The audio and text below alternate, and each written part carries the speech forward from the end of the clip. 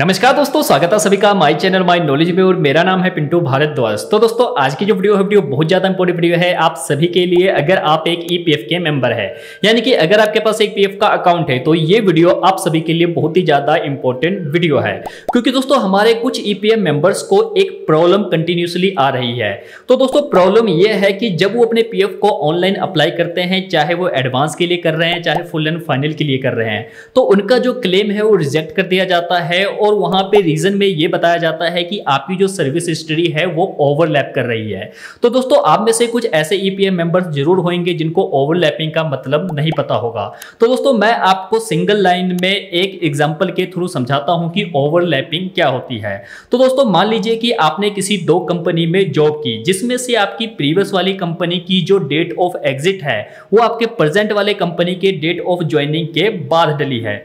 यानी कि ऐसी सिचुएशन आ गई है कि कुछ दिनों तक आपने दोनों कंपनी में जॉब की है। तो ऐसी सिचुएशन में ईपीएफओ कहती है कि आपकी जो सर्विस हिस्ट्री है वो ओवरलैप कर रही है। यानी कि ईपीएफ के रूल के अकॉर्डिंग आप एक ही टाइम में दो कंपनी में जॉब नहीं कर सकते हैं। तो ऐसे सिचुएशन में ईपीएफओ आपका क्लेम रिजेक्ट कर देती है और बोलती है कि आपकी जो सर्विस हिस्ट्री है वो ओवरलैप कर रही है। चलिए दोस्तों, तो अब मैं आपको एक लाइव एग्जांपल दिखाता हूं जिसमें ओवरलैपिंग की वजह से ईपीएफओ ने जो क्लेम है वो रिजेक्ट कर दिया है। उसके बाद मैं आपको इसका सॉल्यूशन बताऊंगा कि इस सिचुएशन में आपको क्या करना चाहिए ताकि आपका जो पीएफ का क्लेम है वो सेटल हो जाए और आपका पीएफ अमाउंट आपके बैंक अकाउंट में आ जाए। लेकिन दोस्तों वीडियो में आगे बढ़ने से पहले अगर आप मेरे चैनल पे नए हैं तो आप मेरे चैनल को जरूर सब्सक्राइब कर ले, क्योंकि सब्सक्रिप्शन बिल्कुल फ्री है, ताकि जब भी मैं कोई लेटेस्ट और यूजफुल वीडियो बनाऊं तो आपको इसकी नोटिफिकेशन आ जाए। लेकिन इसके लिए बहुत ज्यादा जरूरी है कि आप बेल आइकन को दबा के ऑल नोटिफिकेशन को ऑन कर लें।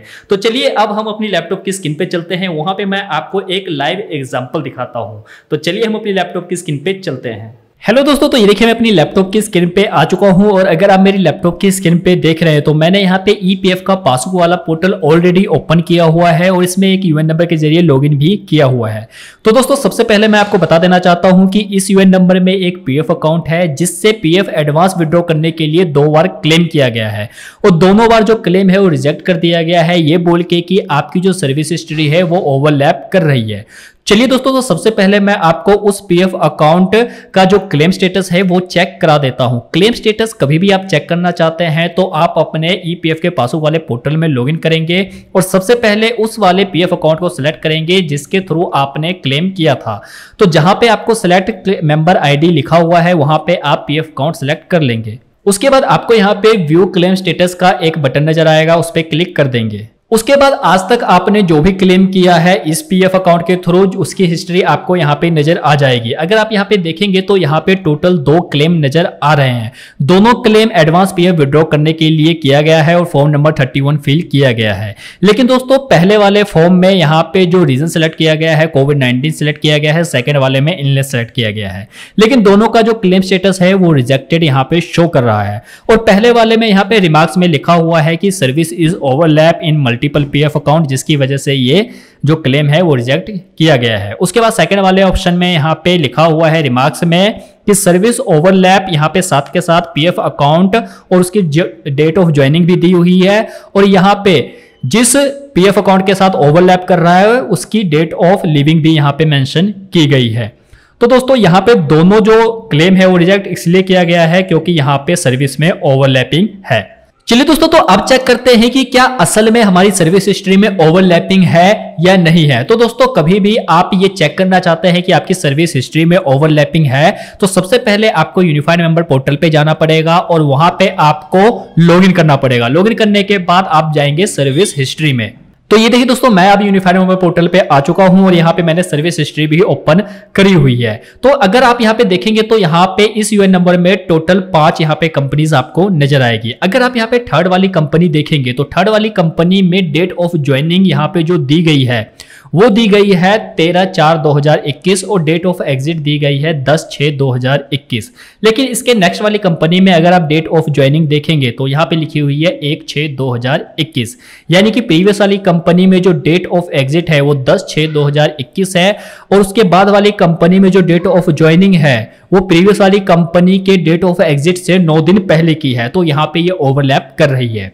उसके बाद नेक्स्ट वाली कंपनी में अगर आप देखेंगे तो यहां पे जो 4th नंबर पे जो कंपनी है उसमें डेट ऑफ ज्वाइनिंग जो दी हुई है वो 1/6/2021 दी गई है। और इसके बाद अगर आप 5th वाली कंपनी में देखेंगे तो सेम मंथ की ज्वाइनिंग डेट भी यहां पे दी गई है 25/6/2021, यानी कि सेम मंथ में ही दोनों कंपनी में ज्वाइनिंग यहां पे की गई है। उसके बाद अगर आप प्रीवियस वाली कंपनी में देखेंगे तो यहां पे अगर आप देखेंगे तो 4 से 5 महीने इस कंपनी में जॉब किया गया है, उसके बाद इस जॉब को छोड़ दिया गया है, यानी कि यहाँ पे डेट ऑफ एग्जिट मेंशन कर दी गई है। लेकिन 5th वाली कंपनी जो कि करंट कंपनी है, लास्ट वाली कंपनी है, उसमें अभी जो जॉब है वो कंटिन्यूसली चल रही है, इसमें डेट ऑफ एग्जिट अभी मेंशन नहीं की गई है। तो यहां पे जो ओवरलैपिंग है वो बहुत ज्यादा है, 4 से 5 मंथ का ओवरलैपिंग है, जिसकी वजह से मल्टीपल लैपिंग यहां पे हो रही है, जिसकी वजह से जो क्लेम है हमारा वो रिजेक्ट कर दिया गया है कि आपकी जो सर्विस स्ट्रीम है वो ओवरलैप मल्टीपल है।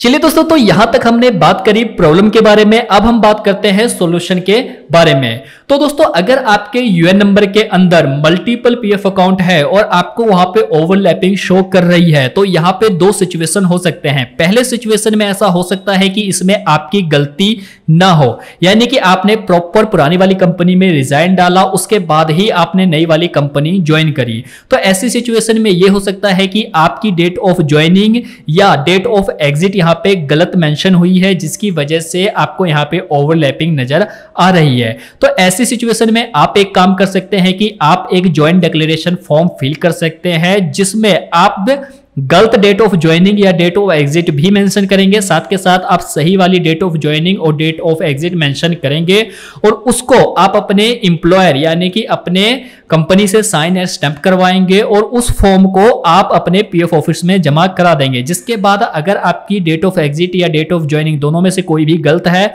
तो उसको सही कर दी जाएगी। उसके बाद आपको जो ये प्रॉब्लम है वो आनी बंद हो जाएगी। लेकिन सेकंड सिचुएशन में यह हो सकता है कि ये जो ओवरलैपिंग है वो जेन्युइन है। तो यहां पे भी आपके सामने 2 सिचुएशन हो सकती है। पहले सिचुएशन में मान लीजिए कि ऐसे कई एम्प्लॉय है जो कि 2 कंपनी में जॉब करते हैं, लेकिन वो जो जॉब करते हैं वो अलग अलग टाइमिंग में करते हैं, यानी कि मॉर्निंग में वो किसी और कंपनी में जॉब कर रहे हैं और नाइट में या इवनिंग में वो किसी और कंपनी में जॉब कर रहे हैं। तो ऐसी सिचुएशन में आपको दोनों कंपनी के लेटर हेड पे लिखवाना पड़ेगा कि आपकी जो टाइमिंग है वो अलग अलग है, यानी कि आप दोनों कंपनी में जॉब तो कर रहे हैं लेकिन अलग अलग टाइम पे कर रहे हैं, और उन लेटर्स पे आप साइन और स्टैंप कराएंगे। उसके बाद आप जब पीएफ को अप्लाई करते हैं, जहां पे आपको ऑप्शन मिलता है चेक या पासबुक को अपलोड करने का, वहां पे उसके साथ आप ये दोनों लेटर हेड भी एक पीडीएफ बना के अपलोड कर देंगे और उसके बाद आप अपना क्लेम करेंगे, जिसकी वजह से जब आपका क्लेम सेटल्ड किया जाएगा उस टाइम इस चीज को देख लिया जाएगा और आपका जो क्लेम है वो सक्सेसफुली सेटल्ड कर दिया जाएगा। लेकिन यहां पे एक और सिचुएशन बनती है कि आपकी जो ओवरलैपिंग है वो यहां पे बिल्कुल सही है और आपने एक ही साथ एक ही टाइम 2 कंपनी ज्वाइन करी हुई थी, जो कि बिल्कुल भी पॉसिबल नहीं है। तो ऐसी सिचुएशन में ये केस फ्रॉड केस चला जाता है और ऐसी सिचुएशन में आपका जो पीएफ का अमाउंट है वो कभी भी विड्रॉ नहीं होगा। तो दोस्तों, उम्मीद करता हूं कि आज के इस वीडियो में जो जानकारी, जो इन्फॉर्मेशन, जो सॉल्यूशन मैंने आपको दी वो आपके लिए यूजफुल रही होगी। और इस वीडियो में इतना ही था, और अगर आपको वीडियो अच्छी लगी तो प्लीज इस वीडियो को लाइक करिए, अपने फ्रेंड के साथ शेयर करिए, और अभी तक अगर आपने मेरे चैनल को सब्सक्राइब नहीं किया है तो आप मेरे चैनल को सब्सक्राइब कर ले और ऑल नोटिफिकेशन को ऑन कर ले, ताकि इसी तरह की लेटेस्ट और यूजफुल वीडियोस की नोटिफिकेशन सबसे पहले आप तक पहुंच सके। धन्यवाद दोस्तों, जय हिंद।